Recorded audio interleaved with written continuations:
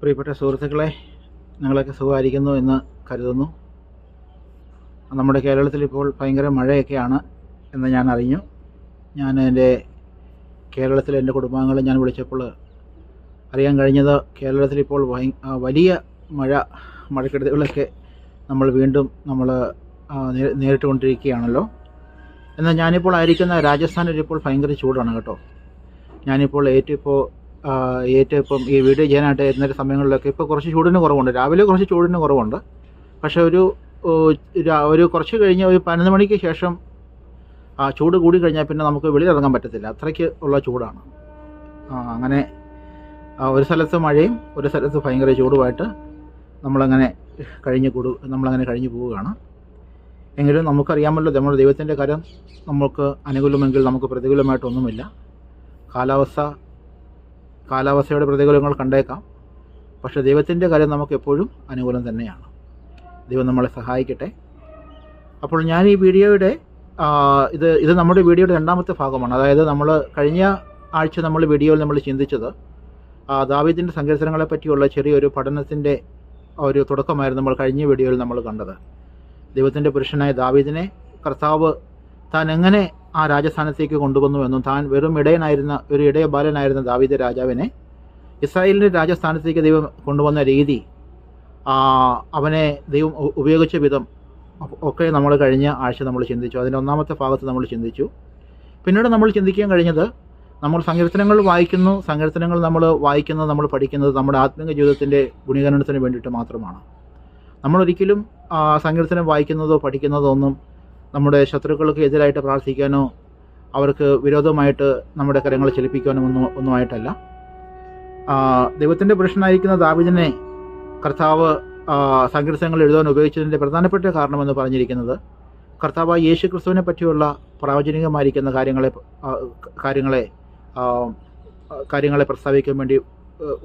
പ്രസ്താവിക്കാൻ വേണ്ടിയിട്ടായിരുന്നു എന്ന് നമ്മൾ ചിന്തിച്ചു. ഇനി നമ്മൾ ഈ രണ്ടാമത്തെ വീഡിയോയിൽ നമ്മൾ ചിന്തിക്കാൻ പോകുന്നത്, ദാവീദ് രാജാവ് ദൈവത്തിൻ്റെ ഹൃദയപ്രകാരമുള്ള മനുഷ്യൻ എന്നുള്ള ആ വചനഭാഗത്തെ ആസ്പദമാക്കിയിട്ടാണ് നമ്മളിപ്പോൾ അല്പസമയം നമ്മൾ ചിന്തിക്കാൻ പോകുന്നത്. നമ്മുടെ വേദപഠനത്തിന് ആധാരമായിട്ട് നമുക്കൊരു വാക്യം വായിക്കാം. അപ്പോസ്തല പ്രവൃത്തികൾ അതിൻ്റെ 13-ാമത്തെ അധ്യായം അതിൻ്റെ 22-ാമത്തെ വാക്യം. ഞാൻ ഒന്നുകൂടെ പറയാം. അപ്പോസ്തല പ്രവൃത്തികൾ 13-ാം അധ്യായം അതിൻ്റെ 22-ാമത്തെ വാക്യം ഞാൻ വായിക്കാം. അവനെ നീക്കിയിട്ട് ദാവീദിനെ അവർക്ക് രാജാവായി വാഴിച്ചു. ഞാൻ ഇശായിയുടെ മകനായ ദാവീദിനെ എനിക്ക് ബോധിച്ച പുരുഷനായി കണ്ടു. അവൻ എൻ്റെ ഹിതം എല്ലാം ചെയ്യും എന്നും അവനെക്കുറിച്ച് സാക്ഷ്യം പറഞ്ഞു. Price the Lord. നമ്മുടെ ദൈവം, നമ്മുടെ വലിയവനായ ദൈവം താൻ തിരഞ്ഞെടുത്ത ദാവീദിനെക്കുറിച്ച് പ്രസ്താവിക്കുന്ന വലിയ ഒരു സാക്ഷ്യത്തെയാണ് നമ്മളിവിടെ കാണുന്നത്.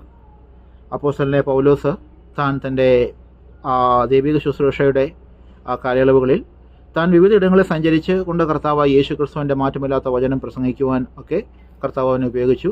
അങ്ങനെ മാർഗമധ്യേ അവൻ സഞ്ചരിക്കുന്ന വേളയിൽ കണ്ട ചില ആളുകളുമായിട്ട് സംവദിക്കുന്നതിനിടയിൽ അവൻ ചെയ്തൊരു പ്രസംഗത്തിൻ്റെ ഭാഗമായിട്ടാണ് നമ്മളിവിടെ കാണുന്നത്. ഈ വാക്യത്തെ നമ്മൾ കാണുന്നത് ദൈവമായ കർത്താവ് ദാവീദിനെ തൻ്റെ ഹൃദയപ്രകാരമുള്ള മനുഷ്യൻ എന്ന് ഇവിടെ ദാവീദിനെക്കുറിച്ച് ദൈവം പ്രസ്താവിക്കുകയാണ്. നമുക്കറിയാമല്ലോ, കർത്താവായ യേശു ക്രിസ്തുവിനെ പറ്റി പല രീതികളിലുള്ള പ്രവചനങ്ങൾ ദാവീദ് രാജാവിൽ കൂടെ ദൈവത്തിൻ്റെ ആത്മാവ് രേഖപ്പെടുത്തിയിട്ടുണ്ട് എന്ന് നമുക്കറിയാം. ഉദാഹരണത്തിന് സങ്കീർത്തനം 22 നമ്മൾ വായിക്കുന്നു, എൻ്റെ ദൈവമേ നീ എന്നെ കൈവിട്ടത് എന്ത് എന്നുള്ള ആ സങ്കീർത്തനം. അത് ദാവീദ് തന്നെക്കുറിച്ച് പറയുന്നതാണെങ്കിൽ തന്നെയും അതിൻ്റെ പ്രാവചനികമായ നിവർത്തി അത് ചെന്ന് എത്തി നിൽക്കുന്നത് അത് നമ്മുടെ കർത്താവായ യേശു ക്രിസ്തുവിലാണ്. പിന്നീട് നമ്മൾ കാണുന്നത്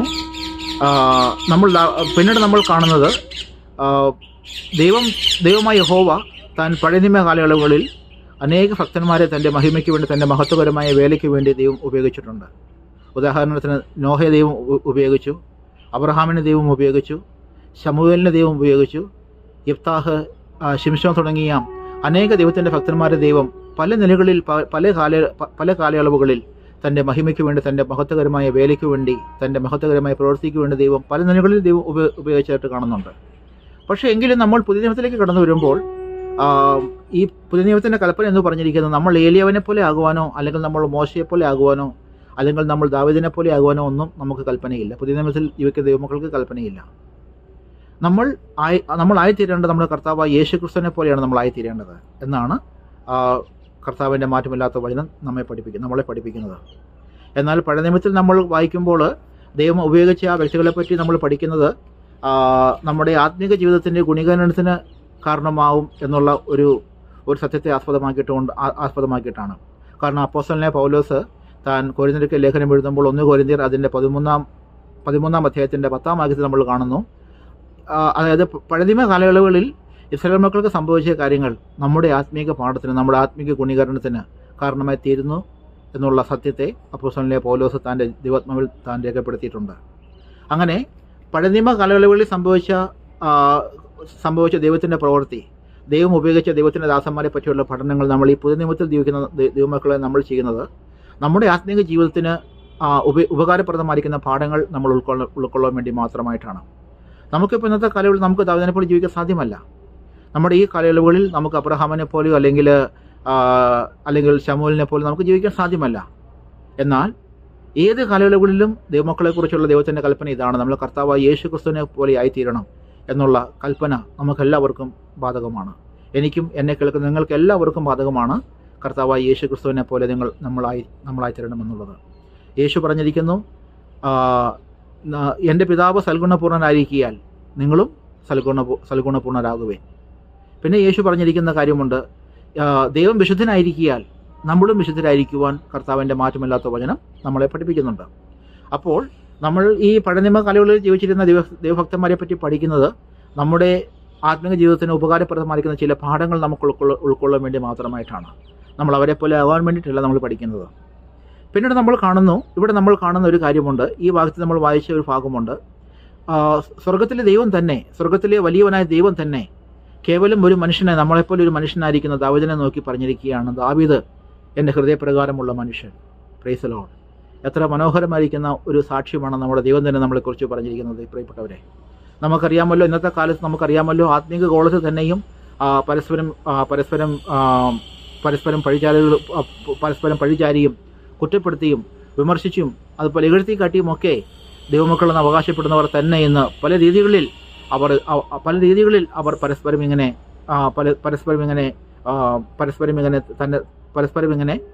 അവരിങ്ങനെ ദൈവത്തിന് ഹിതമല്ലാത്ത കാര്യങ്ങളെ അവർ ചെയ്യുന്നതായിട്ട് നമുക്ക് കാണാൻ സാധിക്കുന്നുണ്ട്.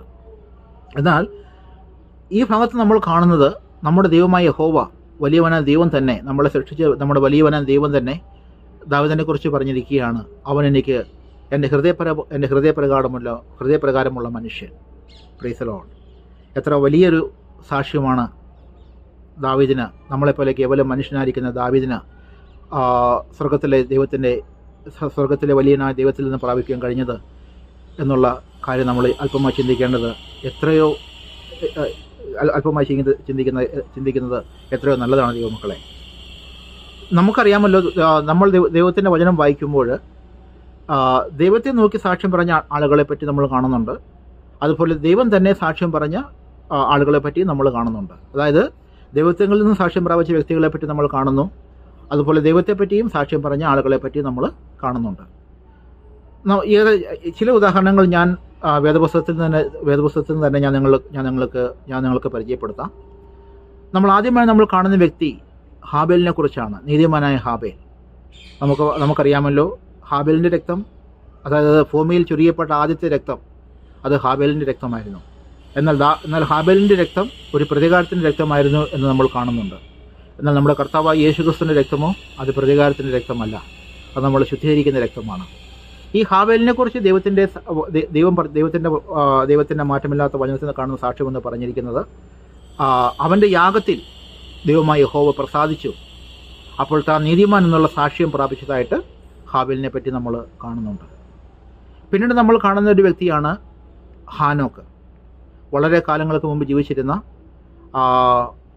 ഒരു ദൈവത്തിൻ്റെ പുരുഷനായിരിക്കുന്ന ഹാനോക്കിനെ കുറിച്ച് നമ്മൾ കാണുന്നത്, ദൈവത്തിൻ്റെ വചനത്തിൽ നമ്മൾ കാണുന്നത്, ഹാനോക്ക് ദൈവത്തോട് കൂടെ നടന്നു, ദൈവം അവനെ എടുത്തുകൊള്ളതിനാൽ കാണാതെയായി എന്നാണ് നമ്മൾ ഹാനോക്കിനെ കുറിച്ച് വായിക്കുന്നത്. പ്രിയപ്പെട്ടവരെ, നമുക്കറിയാമല്ലോ, ഇന്നത്തെ കാലത്ത് ആളുകൾ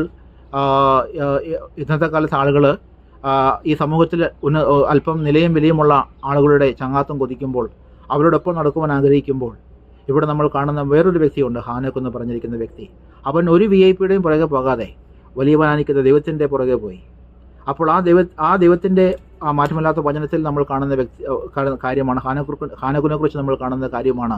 ഹാനോക്ക് ദൈവത്തോട് കൂടെ നടന്നു, അതുകൊണ്ട് ദൈവം അവൻ എടുത്തുകൊണ്ടതിനാൽ അവനെ കാണാതെയായി എന്ന് നമ്മൾ വായിക്കുന്നു. തുടർന്ന് നമ്മൾ കാണുന്ന കാര്യമുണ്ട്, കാലേബിനെ കുറിച്ച് നമ്മൾ കാണുമ്പോൾ മോശ താൻ കനാൻ ദേശം ഒറ്റുനോക്കുവാൻ വേണ്ടി 12 ആളുകളെ അവൻ ചൂസ് ചെയ്തു. 12 ആളുകളെ അവൻ ചൂസ് ചെയ്തു. അതിലുൾപ്പെട്ട വ്യക്തിയായിരുന്നു ഈ കാലേബ് എന്ന് പറഞ്ഞിരിക്കുന്ന വ്യക്തി, കാലേബ് ജോഷുവ. അപ്പോൾ 12 പേരിൽ മോശ അയച്ചത് 12 പേരിൽ 10 പേരും അവർ നെഗറ്റീവ് റിപ്പോർട്ട് കൊണ്ടുവന്നപ്പോൾ ഈ ദൈവത്തിൽ വിശ്വസിച്ച് ഉറച്ചു നിന്ന ഒരു യോശുവയും കാലേബും മാത്രമാണ് തങ്ങൾക്ക് ആ ദേശം കീഴടക്കുവാൻ കഴിയുമെന്നുള്ള അചഞ്ചലമായിരിക്കുന്ന ആ സത്യം ദൈവമക്കളായ ഇസ്രായേൽ മക്കളുടെ മുമ്പാകെ പ്രസ്താവിച്ചത്. കാലേബിനെ കുറിച്ച് ദൈവത്തിൻ്റെ വചനം പറഞ്ഞിരിക്കുന്ന കാര്യമാണ്, കാലേബിന് വേറൊരു ഹൃദയമാണുള്ളത്. അതായത് മറ്റുള്ള മനുഷ്യരെല്ലാം തങ്ങൾക്ക് മുമ്പിൽ സംഭവിക്കുന്ന കാര്യങ്ങളുടെ നെഗറ്റീവ് വശങ്ങളെ മാത്രം കാണുമ്പോൾ അതിൻ്റെ പിന്നിലും വ്യാപരിക്കുന്ന ഒരു ദൈവത്തിൻ്റെ കരത്തെ, അദൃശ്യമായിരിക്കുന്ന കരത്തെ മനസ്സിലാക്കാൻ കഴിയുള്ള ഒരു വ്യക്തിയായിരുന്നു കാലേബ്. Price the Lord. ദൈവമക്കളെ, നമ്മൾ ദൈവമക്കളായതുകൊണ്ട് നമ്മുടെ ജീവിതത്തിൽ പ്രതികൂലങ്ങൾ വരില്ല എന്ന വചനം പറയുന്നില്ല. നമ്മുടെ ജീവിതത്തിൽ ദുഃഖങ്ങളോ രോഗങ്ങളോ വരില്ല എന്ന ദൈവത്തിൻ്റെ വചനം പറയുന്നില്ല.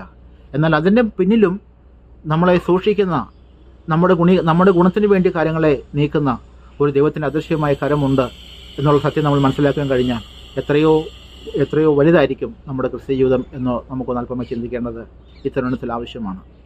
പിന്നീട് നമ്മൾ കാണുന്നുണ്ട്, മോശയെപ്പറ്റി നമ്മൾ വചനം വായിക്കുമ്പോൾ മോശയെപ്പറ്റി ദൈവത്തിൻ്റെ വചനം പറഞ്ഞിരിക്കുന്നത്, മോശയെപ്പോലെ സൗമ്യനായിരിക്കുന്ന ഒരു വ്യക്തി ഈ ഭൂമുഖത്തില്ലായിരുന്നു എന്നാണ് നമ്മൾ വായിക്കുന്നത്. എത്ര അത്ഭുതമാണല്ലേ. അതായത് താൻ മിസ്രൈമിലായിരുന്നപ്പോൾ ഒരു മിസ്രൈമിനെ ഒറ്റയടിക്ക് കൊന്ന വ്യക്തിയാണ് മോശ. ഒരു കുലപാതകനായിരുന്ന മോശയെ നോക്കിയാണ് ദൈവത്തിൻ്റെ വചനം പറഞ്ഞിരിക്കുന്നത്. ഉഗ്രകോപിയായ മോശയെ നോക്കിയാണ് ദൈവത്തിൻ്റെ വചനം പറഞ്ഞിരിക്കുന്നത്, മോശയെപ്പോലെ സൗമ്യനായിരിക്കുന്ന ഒരു വ്യക്തി ഈ ഭൂമുഖത്തില്ലായിരുന്നു എന്ന്. ദൈവമക്കളെ, നമ്മുടെ ജീവിതത്തിൽ സംഭവിക്കുന്ന പാളച്ചകൾ നോക്കി നമ്മളെ വേദിക്കുന്ന ദൈവമല്ല നമ്മുടെ ദൈവം. നമ്മുടെ കുറവുകളെ ഏറ്റുപറഞ്ഞ് നമ്മൾ അനുദപിച്ച് നമ്മൾ ദൈവത്തിലേക്ക് മടങ്ങി വന്നാൽ നമ്മുടെ കുറവുകളെ ഓർക്കാതെ നമ്മൾ വീണ്ടും പുതിയ അഭിഷേകത്തിൻ്റെ ശുശ്രൂഷയുടെ പുതിയ തലങ്ങളിലേക്ക്, പുതിയ മേഖലകളിലേക്ക് നമ്മളെ കൈപിടിച്ച് ഉയർത്താൻ കഴിവുള്ള ഒരു വലിയവന ദൈവത്തെയാണ് നമ്മൾ സേവിക്കുന്നത് എന്നുള്ള കാര്യം നമ്മൾ ഒരിക്കലും മറന്നു പോകരുത്. Price the Lord. പിന്നീട് നമ്മൾ കാണുന്ന കാര്യമുണ്ട്, ഇയ്യോബിനെ പറ്റി ദൈവത്തിൻ്റെ വചനം പറഞ്ഞിരിക്കുന്നത്, ഇയ്യോബിനെ പോലെ നിഷ്കളങ്കനും നേരുള്ളവനും നീതിമാനുമായി ജീവിച്ച ഒരു വ്യക്തി ഊസ് ദേശത്ത് വേറെ ഇല്ലായിരുന്നു എന്നാണ് നമ്മൾ കാണുന്നത്. ഊസ് ദേശത്ത് അനേക ആളുകൾ താമസിക്കുന്നുണ്ടായിരുന്നു. എന്നാൽ സാക്ഷ്യം പ്രാപിച്ച വ്യക്തി കേവലം ഇയ്യോബ് മാത്രമായിരുന്നു. Price the Lord. പിന്നീട് നമ്മൾ കാണുന്നത്, ദൈവത്തെ നോക്കി സാക്ഷ്യം പറഞ്ഞ ആളുകളെ പറ്റി നമ്മൾ കാണുന്നുണ്ട്. ആദ്യം നമ്മൾ ചിന്തിച്ചു ദൈവം തന്നെ സാക്ഷ്യം പറഞ്ഞ വ്യക്തികളെക്കുറിച്ച് നമ്മൾ ചിന്തിച്ചു. പിന്നീട് നമ്മൾ കാണുന്നു, ദൈവത്തെ നോക്കി സാക്ഷ്യം പറഞ്ഞ വ്യക്തികളെക്കുറിച്ച് നമ്മൾ വേദപുസ്തകത്തിൽ നമ്മൾ കാണുന്നുണ്ട്. നമുക്കറിയാമല്ലോ, കോരഹ് പുത്രന്മാർ. സങ്കീർത്തനം 46-ന്റെ 1-2 വാക്യങ്ങൾ നമ്മൾ കാണുന്നുണ്ട്. ദൈവം നമ്മുടെ സങ്കേതവും ബലവുമാകുന്നു, കഷ്ടങ്ങളിൽ ഏറ്റവും അടുത്ത തുണയാകുന്നു. അതുകൊണ്ട് ഭൂമി മാറിപ്പോയാലും പർവ്വതങ്ങൾ കുലുങ്ങി സമുദ്രമധ്യേ വീണാലും നമ്മൾ ഭയപ്പെടുകയില്ല. Price the Lord. അപ്പോൾ ദൈവം നമ്മുടെ സങ്കേതവും ബലവുമാകുന്നു എന്നുള്ള സാക്ഷ്യം പറഞ്ഞ വ്യക്തികളായിരുന്നു, ദൈവത്തെപ്പറ്റി പറഞ്ഞ വ്യക്തികളായിരുന്നു കോരഹ് പുത്രന്മാർ. പിന്നീട് നമ്മൾ കാണുന്ന വേറൊരു സ്ത്രീ കഥാപാത്രമുണ്ട് പഴയ നിയമത്തിൽ. അവളുടെ പേരായിരുന്നു ഹന്ന. മക്കളില്ലാത്തതിൻ്റെ പേരിൽ നിന്ദിക്കപ്പെട്ട, തള്ളപ്പെട്ട, ഹൃദയത്തിൽ മുഴുവൻ മനോഭാരങ്ങളും വേദനകളും നിരാശകളുമായി ജീവിച്ച ഒരു വ്യക്തിയായിരുന്നു ഹന്ന എന്ന ആ മഹത് വനിത, ദൈവഭക്തിയായിരിക്കുന്ന ആ സ്ത്രീ. എന്നാൽ നമ്മൾ 1 ശമൂവേൽ 2-ാമത്തെ അധ്യായത്തിൽ നമ്മൾ വായിക്കുന്നു, 1-ാമത്തെ വാക്യത്തിൽ നമ്മൾ കാണുന്നു, സർവശക്തൻ എനിക്ക് വലിയവ ചെയ്തിരിക്കുന്നു. Price the Lord. അപ്പോൾ ദൈവത്തെ നോക്കി സാക്ഷ്യം പറഞ്ഞ വേറൊരു വ്യക്തിയായിരുന്നു ദൈവത്തിൻ്റെ ദാസിയായിരുന്ന ഹന്ന. തുടർന്ന് നമ്മൾ കാണുന്നുണ്ട്, ദാനിയേലിൻ്റെ പുസ്തകത്തിൽ നമ്മൾ കാണുന്നുണ്ട്, ശദ്രക്ക്, മേശക്ക്, അബേദ്നെഗോ എന്നീ 3 ചെറുപ്പക്കാരെ പറ്റി നമ്മൾ കാണുന്നുണ്ട്. അതായത് നമുക്കറിയാമല്ലോ, ആ പശ്ചാത്തലം നമുക്കറിയാമല്ലോ. നെബൂഖദ്നേസർ രാജാവ് വലിയൊരു സ്വർണ്ണ ബിംബത്തെ ഉണ്ടാക്കി. ആ ബിംബത്തെ ഉണ്ടാക്കിയതിന് ശേഷം അവനൊരു അവൻ ഒരു സമഭൂമിയിൽ അതിനെ പ്രതിഷ്ഠിക്കുവാൻ അവൻ അതിനെ പ്രതിഷ്ഠിച്ചു. തൻ്റെ രാജ്യത്തുള്ള എല്ലാ ആളുകളോടും അവൻ പറഞ്ഞു, ഞങ്ങളെല്ലാവരും ഈ പ്രതിമയ്ക്ക് മുമ്പിൽ നിങ്ങൾ വീണ് നമസ്കരിക്കണം. അപ്പോൾ വീണ് നമസ്കരിക്കാത്ത ഏതൊരു വ്യക്തിയെയും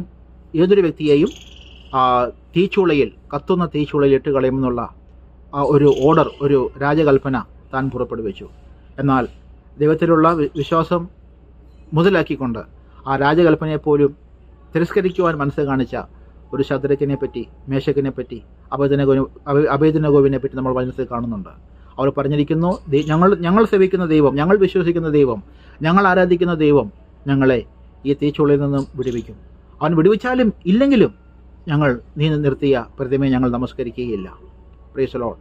അപ്പോൾ ദൈവത്തിന് നമ്മൾ വിടുവിക്കുവാൻ കഴിയും എന്നുള്ള സാക്ഷ്യം പ്രസ്താവിച്ച വ്യക്തികളായിരുന്നു ശദ്രക്ക്, മേശക്ക്, അബേദ്നെഗോ. പിന്നീട് നമ്മൾ പുതിയ നിയമത്തിലേക്ക് കടന്നു വരുമ്പോൾ നമ്മൾ കാണുന്ന വ്യക്തിയാണ് നമുക്കെല്ലാവർക്കും പരിചയമുള്ളത് നമ്മുടെ അപ്പോസ്തലനായ പൗലോസ്. ഗലാത്യർക്ക് എഴുതിയ ലേഖനം അതിൻ്റെ 1-ാമത്തെ അധ്യായം അതിൻ്റെ 15-ാമത്തെ വാക്യത്തിൽ നമ്മൾ കാണുന്നുണ്ട്.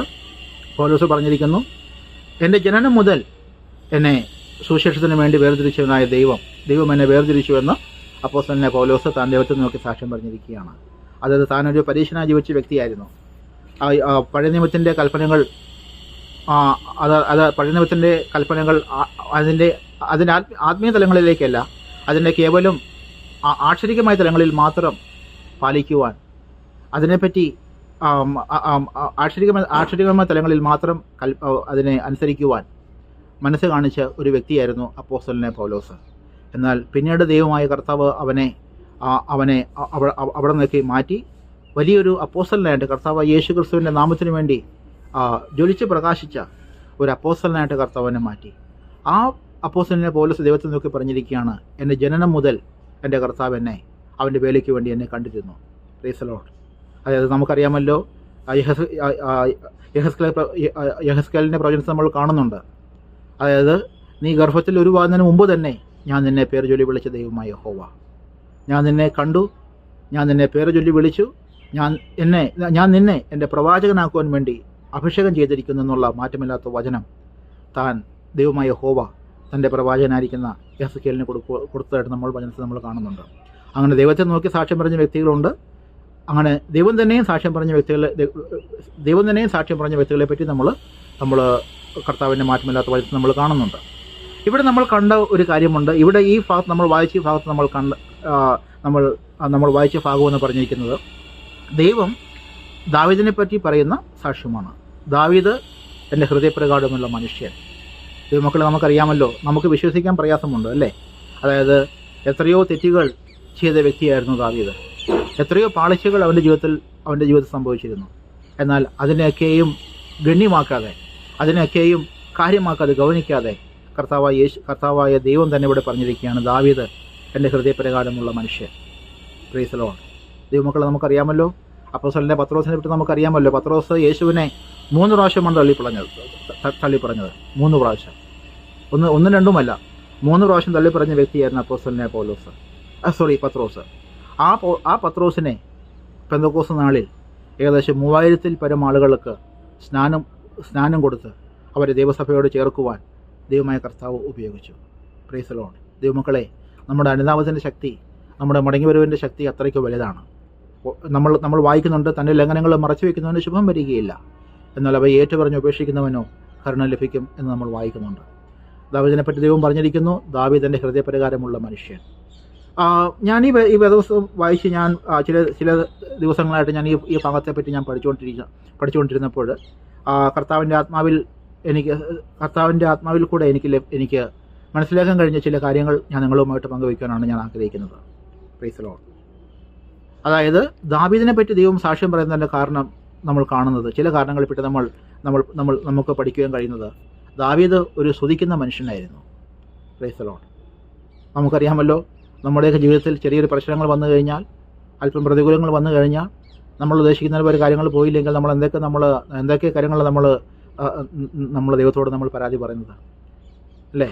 നമ്മൾ ചിലപ്പോഴൊക്കെ നമ്മൾ ചിന്തിക്കാറുണ്ട്, ദൈവമേ, നീ എൻ്റെ പ്രാർത്ഥന കേൾക്കുന്നില്ലേ, നീ എന്നോട് കൂടെ വാസ്തവമായിട്ടുണ്ടോ എന്നൊക്കെ നമ്മൾ പലപ്പോഴും നമ്മൾ ചിന്തിച്ച് പോകാറുണ്ട്. ദൈവമക്കളെ, അതൊക്കെ മാനുഷികമായിട്ട് സംഭവിക്കുന്ന കാര്യങ്ങൾ മാത്രമാണ് കേട്ടോ.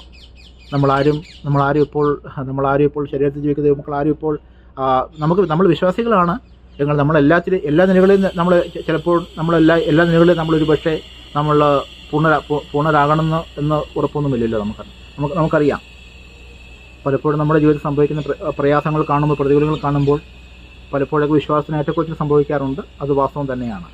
എന്നാൽ ദാവീദിനെക്കുറിച്ച് നമ്മൾ കാണുന്നത് ദാവീദ് സ്തുതിക്കുന്ന ഒരു വ്യക്തിയായിരുന്നു. Price the Lord. സങ്കീർത്തനം 34:1 നമ്മൾ വായിക്കുന്നു, ഞാൻ യഹോവയെ എല്ലാ കാലത്തും വാഴ്ത്തും, അവൻ്റെ സ്തുതി എപ്പോഴും എൻ്റെ നാവിന്മേലിരിക്കും. Price the Lord. അതായത് രോഗം വന്നാലും, പ്രയാസങ്ങൾ വന്നാലും, ശത്രുക്കൾ എനിക്ക് പ്രതികൂലമായിരുന്നാലും, എൻ്റെ സ്വന്തക്കാരും എൻ്റെ ബന്ധുമിത്രതകളും എല്ലാം എന്നെ വിട്ട് മാറി നിന്നാലും ദാവീദ് പറഞ്ഞിരിക്കുന്ന കാര്യമുണ്ട്, ഞാൻ യഹോവയെ എല്ലാ കാലത്തും വാഴ്ത്തും, അവൻ്റെ സ്തുതി എപ്പോഴും എൻ്റെ നാവിന്മേലിരിക്കും. Price the Lord.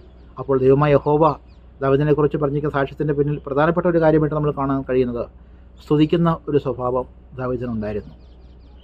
നമ്മുടെ പരാതിയേക്കാൾ, നമ്മുടെ പരിഭവങ്ങളെക്കാൾ ദൈവം ഇഷ്ടപ്പെടുന്നത് നമ്മുടെ സ്തുതിയാണ്. Price the Lord. അപ്പോസ്തലനായ പൗലോസും ശീലാസും തങ്ങൾ കാരാഗൃഹത്തിലായിരുന്നപ്പോൾ അവർ അർദ്ധരാത്രിയിൽ പാടി ദൈവത്തെ സ്തുതിച്ചപ്പോൾ ദൈവത്തിൻ്റെ വചനത്തിൽ നമ്മൾ വായിക്കുന്നു, കാരാഗൃഹത്തിൻ്റെ അടിസ്ഥാനങ്ങൾ കുലുങ്ങി ദൈവമായ കർത്താവ് അവരെ അത്ഭുതകരമായിട്ട് അവരെ വിടുവിച്ചായിട്ട് നമ്മൾ കാണുന്നുണ്ട്. ആ സംഭവത്തിന് ശേഷം കാരാഗൃഹ പ്രമാണിയും തൻ്റെ കുടുംബവും മുഴുവനുമായിട്ട് അവർ വിശ്വാസത്തിലേക്ക് വന്ന ഒരു വലിയ സംഭവത്തെപ്പറ്റി നമ്മൾ അപ്പോസ്തല പ്രവൃത്തിയിൽ നമ്മൾ കാണുന്നുണ്ട് പ്രിയപ്പെട്ടവരെ. അപ്പോൾ അപ്പോസ്തലനെ പൗലോസും ശീലാസും സ്തുതിക്കാതെയും കണ്ട് അവരെ ഒരു മൂലയ്ക്ക് മാറി അവർ ഉറങ്ങുകയായിരുന്നെങ്കിൽ അങ്ങനത്തെ ഒരു വലിയ പ്രവൃത്തി അവിടെ സംഭവിക്കത്തില്ലായിരുന്നു. ദൈവമക്കളെ, നമ്മൾ സ്തുതിക്കുമ്പോൾ വലിയൊരു ശക്തി ആ സ്തുതിക്ക് പിന്നിൽ വ്യാപരിക്കുന്നുണ്ട്. കാരണം നമ്മൾ സ്തുതിക്കുന്നത് ഒരു വിഗ്രഹത്തെയല്ല, നമ്മൾ സ്തുതിക്കുന്നത് വേറൊരു മനുഷ്യനെയല്ല, നമ്മൾ സ്തുതിക്കുന്നത് ആകാശത്തെയും ഭൂമിയെയും ഉളവാക്കിയ നമ്മുടെ വലിയവനായ ദൈവമായ യഹോവയെയാണ്. Price the Lord. അപ്പോൾ ആ യഹോവയെ പറ്റി ദാവീദ് പറഞ്ഞിരിക്കുകയാണ്, ഞാൻ യഹോവയെ എല്ലാ കാലത്തും വാഴ്ത്തും, അവൻ്റെ സ്തുതി എപ്പോഴും എൻ്റെ നാവിന്മേലിരിക്കും. അപ്പോൾ ദൈവമായ യഹോവ ദാവീദിനെക്കുറിച്ച് പറഞ്ഞത് വെറുതെയാണോ? അല്ല, വെറുതെ അല്ല ദൈവമക്കളെ. അതുകൊണ്ടാണ് ദൈവമായ യഹോവ പറഞ്ഞിരിക്കുന്നത്, ദാവീദ് എൻ്റെ ഹൃദയപ്രകാരമുള്ള മനുഷ്യൻ, അവൻ എൻ്റെ ഹിതമൊക്കെയും നിവർത്തിക്കും. Praise the Lord. തുടർന്ന് നമ്മൾ ചിന്തിക്കുമ്പോൾ രണ്ടാമത്തെ കാര്യം, നമ്മൾ ദാവീദ് ദൈവത്തിൻ്റെ ഹൃദയപ്രകാരമുള്ള മനുഷ്യൻ എന്നുള്ള ആ ഭാഗത്തിൻ്റെ രണ്ടാമത്തെ കാരണമായിട്ട് നമുക്ക് കാണാൻ കഴിയുന്നത്,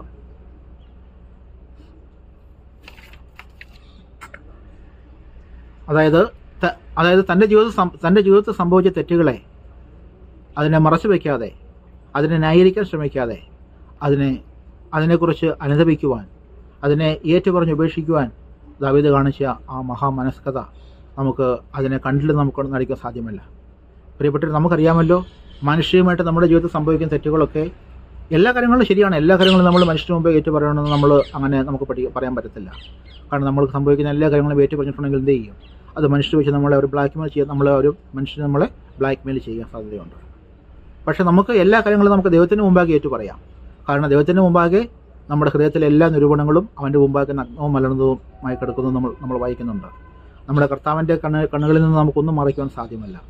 നമുക്കറിയാമല്ലോ, സങ്കീർത്തനം 51 സങ്കീർത്തനം നമ്മൾ വായിക്കുന്നുണ്ട്, താൻ ബത്ശേബ എന്നുള്ള സ്ത്രീയുമായിട്ട് തൻ്റെ ജീവിതം സംഭവിച്ച ആ പാളിച്ച മുഖാന്തരം തൻ്റെ കുടുംബത്തിന് മേൽ വന്ന ദൈവത്തിൻ്റെ ന്യായവിധിയെക്കുറിച്ച് ഓർത്ത് തൻ്റെ വ്യക്തിപരമായിരിക്കുന്ന ജീവിതത്തിൽ വന്നിരിക്കുന്ന പാളിച്ചകൾ, തൻ്റെ വ്യക്തിപരമായിരിക്കുന്ന ജീവിതത്തിൽ വന്ന ചില പ്രയാസങ്ങളെ ഓർത്ത് അനുദപിക്കുന്ന ഒരു ദാവീദിനെ പറ്റി നമ്മൾ കാണുന്നുണ്ട്. ദാവീദ് ഒരിക്കലും തൻ്റെ തെറ്റുകളെ ന്യായീകരിക്കുവാനോ അതിനെ മറയ്ക്കുവാനോ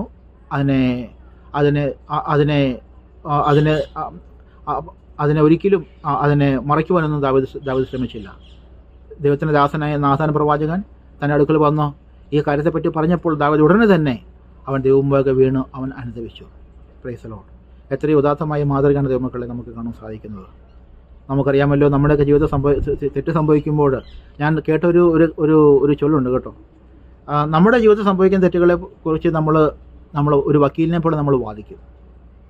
നമ്മുടെ ജീവിതത്തിൽ സംഭവിച്ച തെറ്റുകളെ നമ്മൾ മറച്ചു വയ്ക്കാൻ വേണ്ടിയിട്ട് എന്ത് ചെയ്യും? നമ്മളൊരു വക്കീലിനെ പോലെ നമ്മൾ വാദിക്കും. എന്നാൽ മറ്റുള്ളവരുടെ ജീവിതത്തിൽ സംഭവിക്കുന്ന തെറ്റുകളെ നമ്മൾ അതിനെ ചൂണ്ടിക്കാണിക്കാൻ വേണ്ടി നമ്മളൊരു ന്യായാധിപനെ പോലെ നമ്മൾ എന്ത് ചെയ്യും? നമ്മൾ ശബ്ദമുയർത്തും. അത് വളരെ തെറ്റായിരിക്കുന്ന ഒരു പ്രവണതയാണ്. യേശു പറഞ്ഞിരിക്കുന്നു, നിന്റെ കണ്ണിൽ കോലിരിക്കെ സഹോദരൻ്റെ കണ്ണിലെ ചെറിയൊരു കരടിനെ മാറ്റുവാൻ നമുക്ക് സാധ്യമല്ല പ്രിയപ്പെട്ടവരെ. നമ്മുടെ ജീവിതത്തിൽ സംഭവിച്ച പാളിച്ചകൾ സംഭവിച്ചിട്ടുണ്ടെങ്കിൽ അതിനെ ഏറ്റുപറഞ്ഞ് ഉപേക്ഷിച്ചാൽ നമ്മുടെ ദൈവം ക്ഷമിക്കുന്ന ദൈവം തന്നെയാണ്. കാരണം ഈ ദൈവത്തിൻ്റെ മാറ്റമില്ലാത്ത വചനത്തിൽ ഞാൻ വിശ്വസിക്കുന്ന, ഞാൻ മനസ്സിലാക്കിയ ദൈവം എന്ന് പറഞ്ഞിരിക്കുന്നത് നമ്മുടെ തെറ്റുകളെ ക്ഷമിക്കുവാൻ വിശാല മനസ്കതയും ഹൃദയവിശാലതയുമുള്ള ഒരു ദൈവത്തെയാണ് ഈ ദൈവത്തിൻ്റെ മാറ്റമില്ലാത്ത വചനത്തിൽ നമുക്ക് കാണാൻ സാധിക്കുന്നത്. Price the Lord. തുടർന്ന് നമ്മൾ കാണാൻ സാധിക്കുന്നത് തൻ്റെ പദവിയെ നോക്കാതെ ദൈവത്തെ മാത്രം സ്നേഹിച്ച ഒരു വ്യക്തിയായിരുന്നു ദാവീദ് രാജാവ്. അതായത് കേവലം ഒരു ആട്ടിടയനായിരുന്ന ദാവീദ് ചില വർഷങ്ങൾക്ക് ശേഷം ആ രാജപദവിയിലേക്ക് വന്നപ്പോൾ ഒരു പക്ഷേ ദാവീദിന് ചിന്തിക്കാമായിരുന്നു, ഇനിയിപ്പോൾ എനിക്ക് ദൈവത്തിൻ്റെ ആവശ്യമൊന്നുമില്ല, ഇനിയിപ്പോൾ ഇത്രയും പദവിയിലേക്ക് എത്തിയല്ലോ, ഇത്രയും സമ്പത്തും കാര്യങ്ങളൊക്കെ ആയി, ഇനിയിപ്പോൾ ദൈവത്തിൻ്റെ ആവശ്യം എന്താ എന്നുള്ള ഒരു മാനുഷികമായിരിക്കുന്ന ചിന്താഗതി ദാവീദിൻ്റെ ജീവിതത്തിൽ സംഭവിക്കാൻ സാധ്യതയുണ്ടായിരുന്നു. പക്ഷേ ദാവീദ് ഒരിക്കലും അങ്ങനെ ചെയ്യാൻ പോയില്ല. തൻ്റെ ജീവിതത്തിൽ ഉള്ളതെല്ലാം അത് വലിയവനായ ദൈവത്തിൻ്റെ ദാനമാണെന്ന് അംഗീകരിക്കാനുള്ളൊരു വലിയ മനസ്സിനെ നമുക്ക് കാണാൻ സാധിക്കുന്നുണ്ട്. 1 ദിനവൃത്താന്തം അതിൻ്റെ 29-ാമത്തെ അധ്യായത്തിൽ അതിൻ്റെ 12-ാമത്തെ വാക്യം നമ്മൾ കാണുന്നുണ്ട്. ദാവീദ് രാജാവ് പറഞ്ഞിരിക്കുന്നത്, ഞങ്ങൾക്കുള്ളതെല്ലാം ദൈവമേ നിൻ്റെ ദാനമാണ്. ദൈവമക്കളെ, നമുക്ക് സമ്പത്ത് ദൈവം തരും, ഇല്ലെന്ന് ഈ വചനത്തിൽ നമ്മൾ കാണുന്നില്ല കേട്ടോ. നമ്മുടെ ദൈവം ഒരിക്കലും സമ്പത്തിനെതിരല്ല കേട്ടോ. നമ്മുടെ നമുക്കറിയാമല്ലോ, നമ്മുടെ ചില പ്രസംഗങ്ങളൊക്കെ എത്രയോ നീചമായിട്ടാണ് ദൈവമക്കളുടെ ഭൗമികമായിരിക്കുന്ന സമൃദ്ധിയെപ്പറ്റി അവരെന്നെ വിമർശിക്കുന്നത്. എന്നാൽ ദൈവത്തിൻ്റെ വചനം ഒരിക്കലും നമ്മുടെ ഭൗമികമായിരിക്കുന്ന സമൃദ്ധിയെ അതിനെ തള്ളിക്കളയുന്നില്ല കേട്ടോ. നമ്മുടെ ദൈവം അബ്രഹാമിൻ്റെയും ഇസഹാക്കിൻ്റെയും യാക്കോബിൻ്റെയും ദൈവമാണ്. Price the Lord. പുതിയ നിയമത്തിൽ അത് തന്നെയുള്ളൂ അല്ലേ? Price the Lord. നമ്മുടെ ദൈവം അനുഗ്രഹിക്കട്ടെ. ദൈവമക്കളെ, ദൈവമാണ് നമ്മുടെ അനുഗ്രഹത്തിന് പിന്നിലെങ്കിൽ നമ്മൾ അതിനെ പുച്ഛിക്കേണ്ട ആവശ്യമില്ല കേട്ടോ. ഇപ്പോൾ ഒരു ദൈവമക്കളെന്ന് അവകാശപ്പെടുന്നവർ കള്ളം പറഞ്ഞും മോഷ്ടിച്ചുമൊക്കെ പൈസ ഉണ്ടാക്കിക്കഴിഞ്ഞാൽ അതിനെ നമ്മൾ വിമർശിക്കും, അത് വേറെ കാര്യം. പക്ഷേ അവർ ദൈവത്തിൻ്റെ അനുഗ്രഹത്താൽ അവർ ന്യായമായിട്ടൊരു ബിസിനസ് ചെയ്ത് അല്ലെങ്കിൽ അവർ ജോലി ചെയ്തവർ അവർ പൈസ ഉണ്ടാക്കി അവർ അഭിവൃദ്ധി പ്രാപിച്ചെങ്കിൽ നമ്മളതിനെതിരല്ല ദൈവമക്കളെ. ദൈവത്തിന് സ്തോത്രം. നമ്മുടെ ദൈവം ഒരിക്കലും ദൈവമക്കളുടെ ന്യായമായിരിക്കുന്ന ഭൗമിക അഭിവൃദ്ധിക്കെതിരല്ല. ദൈവം നമ്മളെ സഹായിക്കട്ടെ. എന്നാൽ നമ്മളൊരു കാര്യം നമ്മൾ മനസ്സിലാക്കിയിരിക്കണം, നമ്മുടെ സമ്പത്ത് നമ്മുടെ ദൈവത്തിൻ്റെ ദാനമാണ്. നമുക്ക് സമ്പത്തുണ്ടാക്കാൻ ശക്തി നൽകുന്നത് നമ്മുടെ ദൈവമാണ്. ദൈവമക്കളുടെ നമ്മുടെ ഈ ശ്വാസം പോലും, നമ്മൾ ഈ ശ്വസിക്കുന്ന ശ്വാസം പോലും നമ്മുടെ ദൈവത്തിൻ്റെ ദാനമാണ്. Price the Lord. നമ്മുടെ ആരോഗ്യം നമ്മുടെ ദൈവത്തിൻ്റെ ദാനമാണ്. നമ്മുടെ നല്ല കുടുംബം, നമ്മുടെ മാതാപിതാക്കളെല്ലാം നമ്മുടെ ദൈവത്തിൻ്റെ ദാനം മാത്രമാണ് പ്രിയപ്പെട്ടവരെ. ദാവീദിൻ്റെ ജീവിതത്തിൽ കാണാൻ കഴിയുന്ന മറ്റൊരു പ്രധാനപ്പെട്ട സംഗതിയാണ് തൻ്റെ ജീവിതത്തിലുള്ള എല്ലാത്തിൻ്റെയും പിന്നിൽ അതിൻ്റെ ഉറവിടം, അതിൻ്റെ സ്രോതസ്സ് ദൈവമായിരുന്നു എന്ന് അംഗീകരിക്കാനുള്ള ഒരു മനസ്സ് ദാവീദ് രാജാവ് കാണിച്ചു. പ്രിയപ്പെട്ടവരെ, അതുകൊണ്ടൊക്കെയാണ് ദൈവം ദാവീദിനെക്കുറിച്ച് പറഞ്ഞിരിക്കുന്നത്, അവൻ എൻ്റെ ഹൃദയപ്രകാരമുള്ള മനുഷ്യൻ. കർത്താവിൻ്റെ വചനത്തിൽ നമ്മൾ വായിക്കുന്നു, ഞാൻ എൻ്റെ സ്തുതി മറ്റൊരുത്തിനും വിട്ടുകൊടുക്കുകയില്ല, എൻ്റെ പുകഴ്ച വിഗ്രഹങ്ങൾക്കും എൻ്റെ സ്തുതി ഞാൻ മറ്റുള്ളവർക്ക് ഞാൻ വിട്ടുകൊടുക്കത്തില്ല. നമ്മുടെ ദൈവം സ്തുതിയെപ്പറ്റി പറയുമ്പോൾ നമ്മുടെ ദൈവം വളരെ സ്ട്രിക്റ്റാണ്. ദൈവം ഒരിക്കലും ആഗ്രഹിക്കുന്നില്ല നമ്മുടെ ജീവിതത്തിൽ ഉണ്ടാകുന്ന ഉയർച്ചകളും നേട്ടങ്ങളുമെല്ലാം നമ്മുടെ കഴിവ് കൊണ്ടോ നമ്മുടെ ആരോഗ്യം കൊണ്ടോ നമ്മുടെ സ്വാധീനം കൊണ്ടോ ഉണ്ടാക്കിയതായിട്ടെന്ന് പറയുവാൻ ദൈവം നമ്മളെക്കുറിച്ച് ആഗ്രഹിക്കുന്നില്ല. എല്ലാം എൻ്റെ ദൈവത്തിൻ്റെ ദാനം. Price the Lord. ഞാൻ ഒരു അനുഗ്രഹമാണ്, ഞാൻ അനുഗ്രഹിക്കപ്പെട്ടു, ആ അനുഗ്രഹം ഞാൻ മറ്റുള്ളവരിലേക്കും ഞാൻ ഷെയർ ചെയ്യും, ഞാൻ പങ്കുവയ്ക്കും എന്നുള്ള ഒരു മനോഭാവം നമുക്ക് എല്ലാവർക്കും ഉണ്ടാകുവാൻ ദൈവമായ കർത്താവ് നമ്മളെ സഹായിക്കട്ടെ. Price the Lord. പിന്നീട് നമ്മൾ കാണാൻ കഴിയുന്ന വേറൊരു കാര്യമുണ്ട്. തൻ്റെ ജീവിതത്തിൽ സംഭവിക്കുന്ന എല്ലാ പ്രതികൂലങ്ങളെയും ദൈവനാമത്തിൽ അതിനെ നേരിടുവാൻ കാണിച്ച ഒരു വലിയ ഒരു സന്നദ്ധത നമുക്കറിയാമല്ലോ. ദാവീദ് താൻ രാജാവാകുന്നതിന് മുമ്പ് ഒരു ഗോലിയാത്തിനെ പരാജയപ്പെടുത്തുവാൻ കർത്താവ് ഉപയോഗിച്ച വ്യക്തിയായിരുന്നു ദാവീദ് രാജാവ്. ദൈവം എന്തുകൊണ്ട് ശൗലിനെ ഉപയോഗിച്ചില്ല? നിങ്ങൾ ചിന്തിച്ചിട്ടുണ്ട് ആ കാര്യത്തെ പറ്റിയൊക്കെ? അതായത് നമ്മൾ മാനുഷികമായി ചിന്തിച്ചു കഴിഞ്ഞാൽ സൈന്യവും പദവിയും അധികാരവും എല്ലാം ശൗലിൻ്റെ പക്കലാണ്, ദാവീദിൻ്റെ പക്കലല്ല. ദാവീദ് കേവലം ഒരു ഇടയനാണ്. ആ സമയത്ത് ഗോലിയാത്ത് അവരെ വെല്ലുവിളിച്ചുകൊണ്ടിരിക്കുമ്പോൾ ദാവീദ് കേവലം അവൻ്റെ സഹോദരന്മാർ അവരെ ശൗലിൻ്റെ പട്ടാളത്തിൽ ജോലി ചെയ്തിരുന്ന സഹോദരന്മാരെ സന്ദർശിക്കാൻ വന്ന ഒരു വ്യക്തിയായിരുന്നു, കേവലം ഒരു സന്ദർശകൻ മാത്രമായിരുന്നു ദാവീദ്. എന്നാൽ ആ സന്ദർശകനിൽ നിന്നും ഒരു ഒരു ഒരു വിജയിത ഒരു ഒരു ഒരു വിജയിയിലേക്ക് ഒരു ജേതാവിലേക്ക് കർത്താവ് ആ ദിവസം തന്നെ കർത്താവ് അവനെ മാറ്റി. അതിന് പിന്നിൽ കാരണമായി പ്രവർത്തിച്ച കാര്യം ഒന്ന് മാത്രമേ ഉള്ളൂ. കാരണം ദാവീദ് എപ്പോഴും താൻ പ്രതികൂലങ്ങൾ നേരിട്ടപ്പോൾ താൻ ഒരിക്കലും പറഞ്ഞില്ല, ഞാൻ എൻ്റെ കഴിവ് കൊണ്ടോ അല്ലെങ്കിൽ ഞാൻ എൻ്റെ ശക്തി കൊണ്ടോ ഞാൻ നിന്നെ നേരെ വരുന്നു. ദാവീദ് ഗോലിയത്തിനൊക്കെ പറഞ്ഞിരിക്കുകയാണ്, നീ വേലും കുന്തവുമായിട്ട് എന്നെ നേരെ വരുന്നു, പക്ഷേ ഞാനോ നീ നിന്ദിച്ച ഇസ്രായേലിൻ്റെ ദൈവമായ യഹോവയുടെ നാമത്തിൽ ഞാൻ വരുന്നു. Price the Lord. ദൈവമക്കളെ, നമുക്ക് പറയാൻ കഴിയുമോ നമ്മുടെ ജീവിതത്തിന് നേരെ വരുന്ന പ്രതികൂലങ്ങൾ നമുക്ക് പറയാൻ സാധിക്കുമോ? ഞാൻ എൻ്റെ കഴിവ് കൊണ്ടല്ല ഞാൻ നിന്നെ നേരിടാൻ പോകുന്നത്. ഈ ആകാശത്തെയും ഭൂമിയും ഉളവാക്കിയ കാറ്റിനെയും കടലിനെയും ശാന്തമാക്കാൻ കഴിവുള്ള എൻ്റെ ദൈവമായ യഹോവയുടെ നാമത്തിൽ ഞാൻ എൻ്റെ പ്രതികൂലങ്ങളെ ഞാൻ നേരിടും. എൻ്റെ പ്രതികൂലങ്ങളുടെ മേൽ ഞാൻ ജയിക്കും.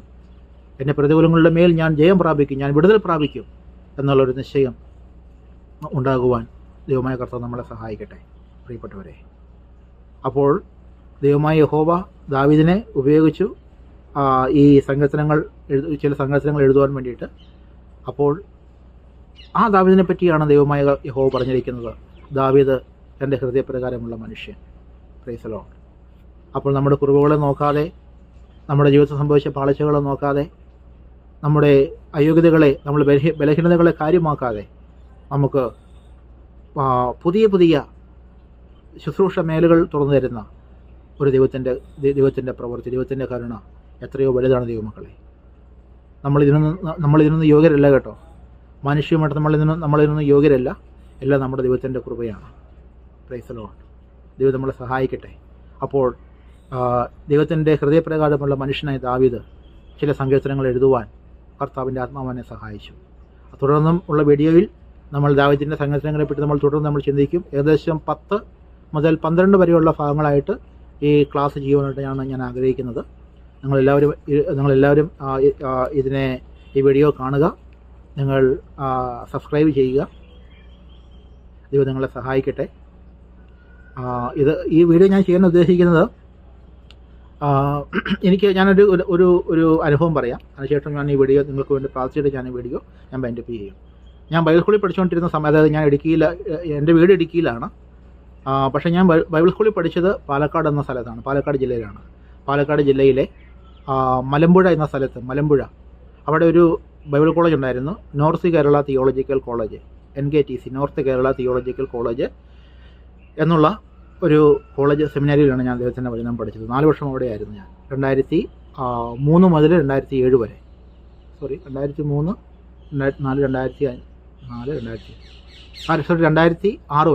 വരെ. അപ്പോൾ ആ 4 വർഷം ഞാൻ അവിടെയായിരുന്നു, കർത്താവിൻ്റെ വചനം പഠിച്ചു.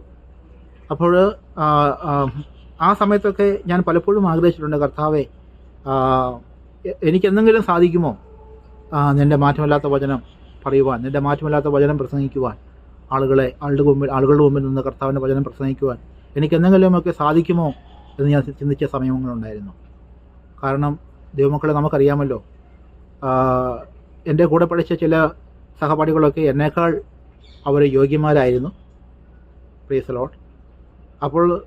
അപ്പോൾ മാനുഷികമായിട്ട് ചിന്തിച്ചു കഴിഞ്ഞിട്ടുണ്ടെങ്കിൽ നമുക്ക് പലപ്പോഴും ഈ ഒരു എന്താ പറഞ്ഞിരിക്കുന്നത്, ഒരു അപകർഷതാബോധമുണ്ടല്ലോ. അതായത് നമ്മുടെ മുന്നിലിരിക്കുന്ന വ്യക്തി നമ്മളെ കഴിഞ്ഞും അവൻ സംസാരിക്കുന്നു, നമ്മളെ കഴിഞ്ഞ് നന്നായിട്ട് സംസാരിക്കുന്നു, നമ്മളെ കഴിഞ്ഞും യോഗ്യമായിട്ട് അവൻ കാര്യങ്ങളെ ചെയ്യുന്നു. ദൈവം അവനെ ഉപയോഗിച്ചാൽ പോരായിരുന്നു എന്നുള്ള ചോദ്യമൊക്കെ എൻ്റെ ജീവിതത്തിൽ ഉണ്ടായിട്ടുണ്ട് ദൈവമക്കളെ. എന്നാൽ ഇത് നമ്മുടെ കഴിവല്ല ദൈവമക്കളെ. നമ്മുടെ കഴിവിനേക്കാൾ ഉപരി നമ്മളെ ദൈവമായ യഹോവ നമ്മളെ തിരഞ്ഞെടുത്തു. തൻ്റെ ആത്മാവിനാൽ ദൈവം നമ്മളെ ഒരുക്കുന്നു. Price the Lord. ദൈവം നമ്മളെ സഹായിക്കട്ടെ.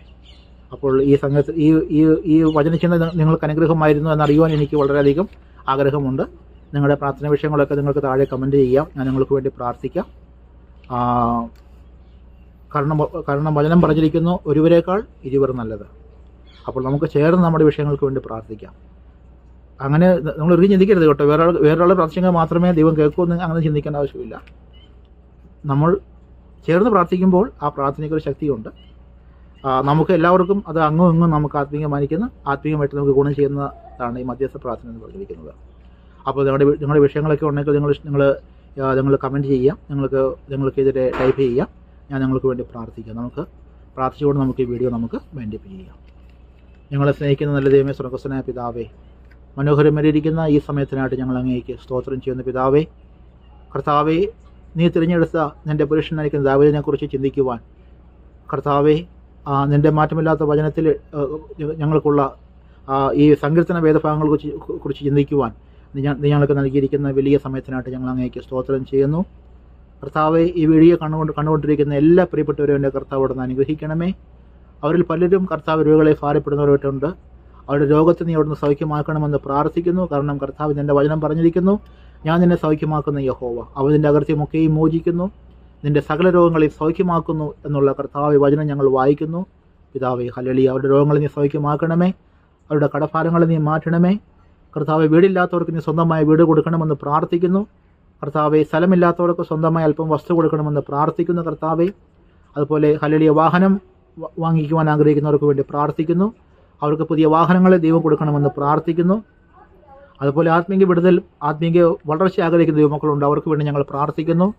കർത്താവ്, ഞങ്ങളെല്ലാം കർത്താവ് യേശുവിനെ പോലെയാകുവാൻ, കർത്താവെ, ഞങ്ങൾ യേശുവിൻ്റെ സ്നേഹത്തിൽ വളരുമത്തക്കൊണ്ടെന്ന് ഞങ്ങളെ സഹായിക്കണമെന്ന് പ്രാർത്ഥിക്കുന്നു.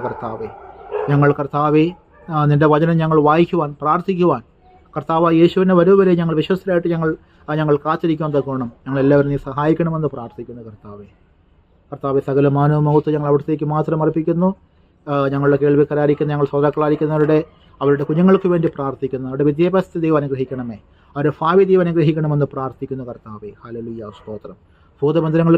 ഭൂതങ്ങളുടെയും കർത്താവെ, മറ്റിതര ദുഷ്ടാത്മാക്കളുടെയും പിടിയിൽ കഴിയുന്ന ആളുകളെ നീ വിടുവിക്കണമെന്ന് പ്രാർത്ഥിക്കുന്നു. കർത്താവെ, മദ്യപാനികൾ കർത്താവെ വിടുതൽ പ്രാപിക്കട്ടെ. കർത്താവെ, മയക്കുമരുന്നിന് അടിമകളായിരിക്കുന്നവർ കർത്താവെ വിടുതൽ പ്രാപിക്കട്ടെ യേശുവിൻ്റെ നാമത്തിൽ. കർത്താവെ, മാരക രോഗങ്ങളെ ഭാരപ്പെടുന്നവർ കർത്താവെ യേശുവിൻ്റെ നാമത്തിൽ വിടുതൽ പ്രാപിക്കട്ടെ. കർത്താവെ, ഹല്ലേലൂയ. കർത്താവ്, ഞങ്ങൾ പരിശുദ്ധമായ വരങ്ങളിലും ഫലങ്ങളിലും ഞങ്ങൾ മുതിർന്നു വരുവാൻ, ഞങ്ങൾ യേശുവിനെ പോലെ ആകുവാൻ തക്കോണെന്ന് ഞങ്ങൾ എല്ലാവരും നീ സഹായിക്കണമെന്ന് ഞങ്ങളോട് ഞങ്ങൾ പ്രാർത്ഥിക്കുന്നു. കർത്താവെ, ഞങ്ങൾ തുടർന്ന് ഞങ്ങൾ കാണുന്നതുവരെയും ദൈവമായ യഹോവ ഞങ്ങളെ സൂക്ഷിക്കണമേ, കാവൽ ചെയ്യണമെന്ന് പ്രാർത്ഥിക്കുന്നു. സകല മാനവ മഹത്വം ഞങ്ങൾ അവിടത്തേക്ക് മാത്രം അർപ്പിക്കുന്നു. പിതാവേ, പ്രാർത്ഥന കേട്ടിരിക്കുക, സ്തോത്രം ചെയ്യുന്നു യേശുവിൻ്റെ നാമത്തിൽ പിതാവേ. ആമേൻ, ആമേൻ, ആമേൻ. ദൈവമായ യഹോവ നമ്മളെല്ലാവരെയും അനുഗ്രഹിക്കട്ടെ. അപ്പോൾ ഈ ദാവീദിൻ്റെ സങ്കീർത്തനങ്ങൾ എന്നുള്ള മൂന്നാമത്തെ വീഡിയോയുമായിട്ട് ഉടനെ നമ്മൾ കാണും. ദൈവം അനുവദിച്ച് വീണ്ടും നമ്മൾ കാണും. കർത്താവിൻ്റെ വരവ് താമസിച്ചാൽ നമ്മൾ വീണ്ടും ആ മൂന്നാമത്തെ ഭാഗം നമ്മൾ ചിന്തിക്കും. ദാവീദിൻ്റെ സങ്കീർത്തനങ്ങളെ പറ്റിയുള്ള പഠന പരമ്പരയുടെ മൂന്നാമത്തെ ഭാഗത്തെ നമ്മൾ ചിന്തിക്കും. അതുവരെയും നമ്മുടെ ദൈവം നമ്മളെ സൂക്ഷിക്കട്ടെ, നമ്മൾ കാവൽ ചെയ്യട്ടെ. എന്ന് ഞായറാഴ്ചയാണല്ലോ. നിങ്ങൾക്ക് എല്ലാവർക്കും വളരെ അനുഗ്രഹിക്കപ്പെട്ട ഒരു സഭാരാധന നിങ്ങൾക്ക് എല്ലാവർക്കും ഉണ്ടാകട്ടെ ഞാൻ ആത്മാർത്ഥമായിട്ട് ആഗ്രഹിക്കുന്നു, പ്രാർത്ഥിക്കുന്നു. നമ്മൾ കേൾക്കുന്ന വചനമൊക്കെയും നമ്മുടെ ആത്മീയ ജീവിതത്തിന് മാത്രമല്ല നമ്മുടെ ഭൗമിക മേഖലകളിലേക്ക് അത് ഒരു അനുഗ്രഹമായി വ്യാപരിക്കട്ടെ ഞാൻ പ്രാർത്ഥിക്കുന്നു. കർത്താവ് നമ്മളെല്ലാവരും സഹായിക്കട്ടെ. ആമേൻ. Praise the Lord.